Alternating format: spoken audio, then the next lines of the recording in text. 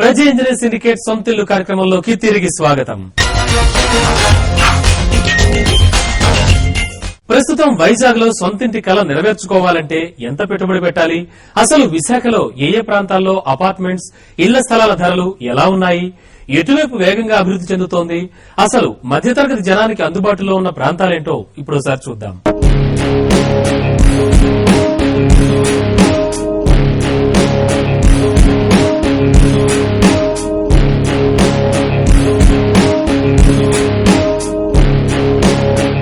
ప్రస్తుతం విశాఖ నగరంలో ఇళ్ల ధరల విషయానికొస్తే నగరంలోని ప్రధాన ప్రాంతాల్లో 2 బెడ్రూమ్ 40 లక్షల రూపాయలు, 3 బెడ్రూమ్ 60 లక్షల రూపాయల నుంచి ₹1 కోటి వరకు చేరుకుంది.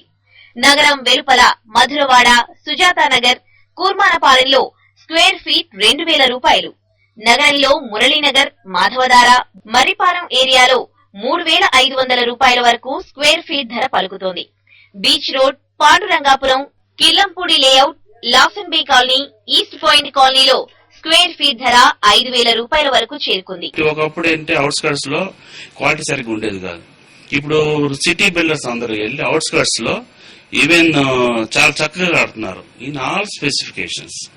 ఆ విధంగా ఏంటంటే ఈ రోజు బెస్ట్ ఇన్వెస్ట్మెంట్ సిటీలో కన్నా కూరమానపాలెం, మధురవాడ ఏరియాల్లో తీసుకోవడం అంత ఇన్వెస్ట్మెంట్ ఇంకెక్కడ లేదని చెప్పుకోవచ్చు. సిటీ కంటే యాక్చువల్ చాలా తక్కువ డస్ట్. ఒకసారి కంపేర్ చేయండి అక్కడ వెళ్ళి ఇప్పుడు ప్రాక్టికల్ గా. ఎందుకంటే మనం పొల్యూషన్ కంట్రోల్ అడిగి వాళ్ళని టెస్ట్ చేయమండం ఇవన్నీ ప్రాక్టికల్ అవ్వవు. ఇల్లు తోడవండి, అక్కడ తోడవండి, ఇక్కడ తోడవండి, ఇక్కడ ఎంత డస్ట్ వస్తుందో తెలుస్తుంది. యాక్చువల్ చెప్పాలంటే పొల్యూషన్ సిటీ ఉంది తప్పించి అవుట్స్కర్ట్స్ లో లేదు. కూరమానపాలెం అయినా మధురవాడ అయినా ఎక్సలెంట్ ఇన్వెస్ట్మెంట్ యాక్చువల్ చెప్పాలంటే. Construction cost, government taxes, service tax అని, అదర్ ట్యాక్సెస్ అని ఇవన్నీ ఇంపోజ్ చేయడం వల్ల మేము కూడా కస్టమర్ అఫోర్డబుల్ రేట్లు ఇవ్వలేకపోతున్నాం. 2004 నుంచి ఇది 700, 800, 1000, 2000 అంటూ జంప్ అయ్యి 4 to 6 మధ్య నడుస్తుందండి. మధురవాడ అయితే 2000, 2500 మధ్యలో మధురవాడ ఏరియాలో ఉందండి. ఇప్పుడు సామాన్య అందరికీ అందుబాటులో మధురవాడ ఏరియాలో బాగుందండి. అపార్ట్మెంట్ లో ప్లాట్లు, విల్లాల ధరలు ఇలా ఉంటే ఇక స్థలాల ధరలు కూడా మెట్రో సిటీలకు పోటీగా విశాఖలో చుక్కలు నంటుతున్నాయి. నగరానికి వెలుపల ఉన్న మధురవాడ, కుర్మానపాలెం, సుజాతానగర్లలో చదరపు గజం 15,000 నుంచి 30,000 వరకు పలుకుతోంది. నగరంలోని సీతమ్మధార, బాలేరు శాస్త్రి లేఅవుట్ లో చదరపు గజం 60,000 నుంచి 80,000కు చేరుకుంది. Killampudi layout, Lawson bay colony, పాండురంగాపురంలలో 60 నుంచి 70,000 వరకు చదరపు గజం రేటుంది. విఐపి రోడ్ లో గజం అక్షరాల ₹1,00,000 పలుకుతోంది. విశాఖ నగరం మహా విశాఖగా రూపాంతరం చెందినప్పటి నుంచి విశాఖలో అనేక మార్పులు చేర్పులు జరగడమైంది. అభివృద్ది పదం వైపు దూసుకుని వెళ్తుంది. సిటీలో చూసుకున్నట్టయితే మరి ముఖ్యంగా ఈ మధ్య కాలంలో గత 5-6 సంవత్సరాల నుంచి విపరీతమైన అవుట్స్కట్స్ నుంచి కానీ ఇతర జిల్లాల నుంచి కానీ మైగ్రేషన్ బాగా పెరిగి ఇక్కడ జనావాసం బాగా పెరిగింది. ట్రాఫిక్ కూడా 2005-6 ఆ టైంలో చూసుకున్నప్పటికీ ఇప్పటికి బాగా వేరియేషన్ వచ్చింది. రైట్ నో అలాగే 2005-2006లో సీతంధార సరౌండింగ్ ఏరియా చూసుకున్నట్టయితే 15,000 నుంచి 20,000 మధ్యలో దొరికేది గజం. ఈ రోజు కనీసం ఎక్కడన్నా సరే 60,000 పైనే తప్ప 60,000 లోపు ఎక్కడ గజం స్థలం దొరికిన పరిస్థితి ఉంది. కాబట్టి అంతా డెవలప్మెంట్ వైజ్ చాలా బాగుంది. ఎక్కడ సైట్లు అయితే ప్రస్తుతానికి లేవు. ఉన్న సైట్లన్నీ కూడా ఇండివిజువల్ హౌసెస్ అన్ని కూడా డిమాలిష్ చేసి అపార్ట్మెంట్స్ కన్స్ట్రక్షన్ జరుగుతుంది. అపార్ట్మెంట్ కల్చర్ బాగా పెరిగింది. ఉన్న విస్తీర్ణం చిన్నదవడంతో అపార్ట్మెంట్స్ కి ఇంకా ఫ్యూచర్ లో చాలా డిమాండ్ పెరిగి ఇంకా రేట్లు బాగా పెరుగుతాయని చెప్పి మేము ఫోర్కాస్ట్ చేస్తున్నాం.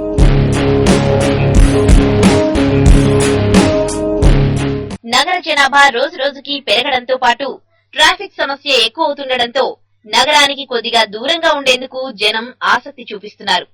మరోవైపు నగరంలో ప్లాట్లు, స్థలాల రేట్లు ఎక్కువగా ఉండడం, ప్రధాన పరిశ్రమలు నగరం నడిబొడ్డున ఉండడంతో కాలుష్యం నగర జనాభాపై ప్రభావం చూపిస్తోంది.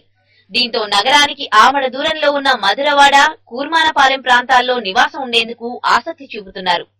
ఈ ఏరియాల్లో స్థలాలు, ఇళ్లు అందుబాటు ధరలకే లభిస్తుండటంతో కొనుగోలుదారులు ఆయా ప్రాంతాల వైపు వెళ్లేందుకు ఇష్టపడుతున్నారు. ఏషియాలో ఫాస్టెస్ట్ డెవలప్మెంట్ సిటీగా నోటీస్ చేయడం మూలంగా ఈ ల్యాండ్ కాస్ట్ విపరీతంగా పెరగడం జరుగుతుంది. దాని మూలంగా అపార్ట్మెంట్స్ కాస్ట్ కూడా ఎస్ఎఫ్టీ రేట్ అదేవిధంగా పెరగడం జరిగింది. గతంతో మార్కెట్ పోలిస్తే విశాఖపట్నం అవుట్స్కట్స్ కూడా బాగా వాస్ట్ డెవలప్మెంట్ జరుగుతూ ఉంది కన్స్ట్రక్షన్. దాని మూలంగా ఈ మధురవాడ గాని, పెందుర్తి గాని, గాజువాక్ గాని ఈ విశాఖపట్నం మూడు పక్కల కన్స్ట్రక్షన్ యాక్టివిటీ బాగా ఎక్కువగా జరుగుతూ ఉంది. ఇక సేల్స్ విషయానికి వస్తే గతంతో పోలిస్తే ఇప్పుడు కొంచెం అంటే ప్రస్తుతం ఈ ఆషాఢ మాసం అని మంచి రోజులు లేకపోవడం మూలంగా కాస్త స్లోగా ఉంది మార్కెట్. అయితే మధ్యతరగతి కుటుంబాలకి చెందిన వారు, ఉద్యోగులు తమ జీవితకాలం కూడబెట్టిన నగదుతో ఇల్లు కొనుక్కున్నా ట్యాక్స్ లు, రిజిస్ట్రేషన్ ఫీజులు, ధరలు పెరగడంతో ఇబ్బందులకు గురవుతున్నామని వాపోతున్నారు. లక్షల రూపాయలు ఖర్చు పెట్టి ఇళ్లు, స్థలాలు కొన్నా ఈ అదనపు భారంతో ముందు వెనక ఆలోచించాల్సి వస్తుందని అంటున్నారు. కొత్త ఇన్వెస్టర్ మార్కెట్ లో ఒక ఫ్లాట్ తీసుకోవాలి అనుకుంటే గవర్నమెంట్ కూడా సహకరించడం లేదు. ఏ విధంగా అంటే సర్వీస్ ట్యాక్స్ రూపంలో, వ్యాట్ రూపంలో అండ్ లేబర్ సెస్ రూపంలో కూడా గవర్నమెంట్ కి మూల్యం వినియోగదారుడు అంటే ఫ్లాట్ ఎవరైతే కొనుగోలు చేస్తున్నాడో వాడు కట్టవలసి వస్తుంది. ఈ రోజు 40 లక్షలు చొప్పున ఫ్లాట్ కొనాలంటే ప్రభుత్వానికి 5 నుండి 6 లక్షల రూపాయలు మూల్యం చెల్లించాల్సి వస్తుంది. కాబట్టి ఈ విధంగా ప్రభుత్వం కూడా కొంచెం వెసులుబాటు కల్పిస్తే పర్చేజ్ చేస్తారు, అంటే ఫ్లాట్ కొనడానికి సిటీలో కూడా ముందుకు వస్తారు. కూడా వేలంపాట సమయంలో స్థలాలను ఎక్కువగా ఎన్ఆర్ఐలకు కేటాయించడంతో ఏళ్ల తరబడి ఎటువంటి నిర్మాణాలకు లేకుండా అలానే ఉండిపోతున్నాయని బిల్డర్లు ఆవేదన వ్యక్తం చేస్తున్నారు. ఎక్కువగా స్థానికులకు కేటాయిస్తే బిల్డర్లకు నిర్మాణాల ద్వారా పని దొరుకుతుందని, కూలీలకు ఉపాధి లభిస్తుందని బిల్డర్లు అంటున్నారు. సైట్లు ఉన్నాయి, ఓడా ఆక్షన్ వేస్తుంది. అది ఎవరు కొంటున్నారండి? అది అమెరికాలో ఉండేవాళ్ళు, ఇంగ్లాండ్ లో ఉండేవాళ్ళు, ఆస్ట్రేలియా ఉండేవాళ్ళు ఎన్ఆర్ఐస్ కొంటున్నారు. వాళ్ళు రారు, ఇండియా రారు, ఇక్కడ సెటిల్ అవరు, చేయరు. దానికి కాపలా ప్రాబ్లం, కబ్జా వాళ్ళే పెరిగిపోతుంది. అదేదో లోకల్ వాళ్ళు కొనుక్కొని పోని వాళ్ళ కష్టం అనుకుంటే సైట్లు అమ్మొద్దండి. ఫ్లాట్లు కట్టి మన హౌసింగ్ బోర్డు లాగా హౌసెస్ కట్టి అమ్మితే అట్లీస్ట్ సెటిల్ అవుతారు కదా. ఇన్స్టెడ్ ఆఫ్ ఆక్షన్ మటుకు మాలాడు బిల్డర్లకి డెవలప్మెంట్ ఇవ్వమని చెప్పండి. అదే రేటు అప్సెట్ ప్రైస్ ఫిక్స్ చేశారు కదా, ఆ 12,000 13,000 అదే రేటు కట్టి ప్లస్ ఇంట్రెస్ట్ అన్ని కలుపుకొని మాకు డెవలప్మెంట్ ఇవ్వమని చెప్పండి, మేము కడతాం కదా.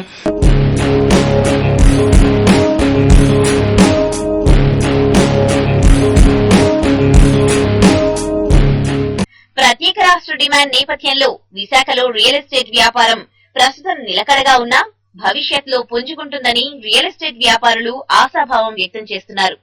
రాష్ట్ర విభజనపై కేంద్రం తీసుకునే స్పష్టమైన నిర్ణయం కోసం కొనుగోలుదారులు వేచి చూస్తున్నారని, కేంద్ర నిర్ణయం తర్వాత విశాఖలో రియల్ ఎస్టేట్ మరలా ఊపందుకుంటుందని చెబుతున్నారు. ఏదైనా సరే ఆ తెలంగాణ ఇష్యూ బేస్ చేసుకుని మేము 10 సంవత్సరాల నుంచి వైజాగ్ రియల్ ఎస్టేట్ అంతా మటుకు చాలా కంఫర్టబుల్ గా హ్యాపీగా ఉన్నాం. ఈ రోజు ఏదో తగ్గిందంటే తగ్గలేదు, రేట్లేం తగ్గలేదు, మాకు కుళ్ళిపోయే ఐటమ్ కాదు. అంతకైతే అవుతాయి, సేల్ అవుతాయి, 1 సంవత్సరం అవుతాయి, 2 సంవత్సరాలు అవుతాయి. తెలంగాణ ఇష్యూ ఒక రకంగా కొంత రోల్ ప్లే చేస్తుంది విశాఖపట్నం మీద. తెలంగాణ మూవ్మెంట్ కొంచెం స్టార్ట్ అవ్వగానే మళ్ళీ ఇన్వెస్టర్స్ గానీ అదేవిధంగా కొనుక్కునే వాళ్ళు కూడా కొంచెం వెనకాడుతున్నారు. అది మూవ్మెంట్ మళ్ళీ కాస్త స్లో అవ్వగానే మళ్ళీ మార్కెట్ అది బాగానే ఉంటుంది. అయితే ప్రస్తుతానికి సిటీ లిమిట్స్ వరకు మార్కెట్ చాలా ఎంకరేజబుల్ గానే ఉంది కన్స్ట్రక్షన్ ఫీల్డ్ లో. అవుట్స్కట్స్ కి వస్తే కొంచెం స్లోగా ఉంది కంపారిటివ్లీ గతంతో పోలిస్తే. విశాఖ ప్రశాంత సిటీగా ముద్రపడ్డంతో విశాఖలో ఉండేందుకు చాలా మంది ఆసక్తి చూపిస్తున్నారని, దీంతో రియల్ ఎస్టేట్ వ్యాపారం పుంజుకునే అవకాశం ఉందని రియల్ ఎస్టేట్ వ్యాపారులు అంచనా వేస్తున్నారు. మధురవాడ కంటే ఇంకొంచెం ముందుకెళ్తే ఆనందపురం, తగరపల్స అటు సైడ్ వెళ్తే అన్ని కూడా ఉడా వాళ్ళు వేసినటువంటి అంటే ఉడాకి సంబంధించినటువంటి జాయింట్ వెంచర్స్ గానీ ఉడా మన అప్రూవల్స్ గానీ ఉన్నాయి ఎక్కువ. అందువల్ల ఏంటంటే చాలా మంది అటువైపు అయితే రేట్ కూడా తక్కువ ఉంటుంది, ప్రశాంతమైన వాతావరణం ఉంటుంది, నాన్ పొల్యూటెడ్ ఏరియా ఉంటుంది అని చెప్పి ఎక్కువ మంది అటువైపు ఇన్వెస్ట్ చేస్తున్నారు సార్. అక్కడ వచ్చి ప్రెసెంట్ మినిమం ఉడా అయితే మినిమం లాస్ట్ ప్రైస్ సార్ 3,000 నుంచి అప్ టు 4,000 వరకు అన్ని డెవలప్మెంట్స్ తో ఉన్నటువంటి లేఅవుట్ లో ఎక్కువ మంది ఇన్వెస్ట్ చేస్తున్నారు సార్. టూరిజం పరంగా విశాఖ అభివృద్ధి చెందడంతో పాటు అంతర్జాతీయ విమాన సర్వీసులు విశాఖ నుంచి ప్రారంభం కావడంతో విదేశీ పెట్టుబడులకు విశాఖ అనువైన ప్రదేశంగా మారింది. అందుకే ఇన్ని వనరులున్న విశాఖలో రియల్ ఎస్టేట్ వ్యాపారం మరింత పుంజుకుంటుందనడంలో సందేహం లేదని బిల్డర్లు అంటున్నారు.